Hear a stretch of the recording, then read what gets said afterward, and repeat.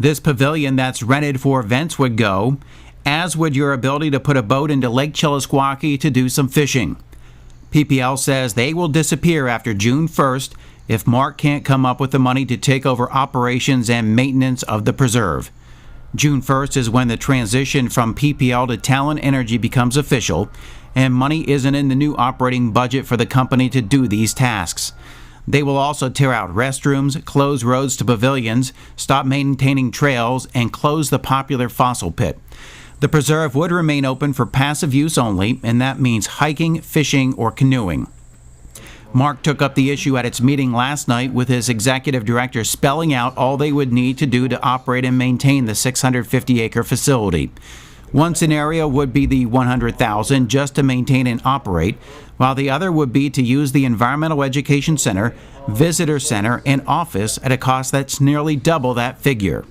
If we don't do it, it is not going to get done. If Montour doesn't step up and do this by June 1st, I've essentially begged every other group I can think of. Nobody else is in a position to do it. Nobody else is willing to take this on. We've approached the state. The state is not interested in doing it.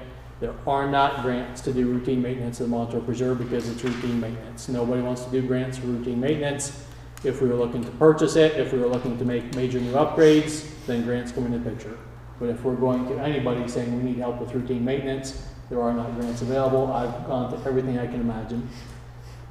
And essentially what it's going to come down to is if we choose to do this, we're going to have to go out and we're going to have to make an appeal to the general public that we need essentially $100,000 in donations by May 31st, either in hand or guaranteed to such an extent that we can convince PPL we will have it in hand within a matter of days. And if so, PPL will essentially hold off on doing anything drastic. We'll have the chance to do it ourselves. They will start from square one, with Stout stating that they are exactly $100,000 short of their $100,000 goal. He told his board that they could potentially raise some revenue through pavilion rentals or possibly bringing in concessionaires for watercraft, biking, or cross-country skiing, but that wouldn't bring them anywhere close to the $100,000 figure. There's no guarantee. This is a crapshoot, but I think it's a worthwhile crapshoot. Preserve, as you heard the figures, it's not just a recreational opportunity for us, a great recreational opportunity.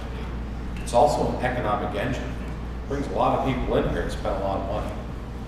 And if we were to lose that, I think you'd see a lot of businesses, the gas stations, restaurants, hotels, things of that nature, suffering. And we'll lose part of our identity. 3,000 to 5,000 students go to the preserve each year, and between 150,000 to 200,000 people visit it. Finn told the board the county will continue to work with Mark to identify donor sources.